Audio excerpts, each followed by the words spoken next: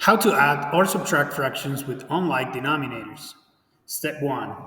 Find the least common multiple or least common denominator in this case, using the multiples of the two denominators, 5 and 3. Let's go to the multiples, 5, 10, 15, 20, and some more.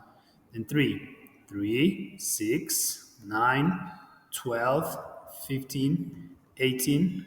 The first match is 15. That's going to be our least common multiple. So our mission now is to rewrite both with denominator 15.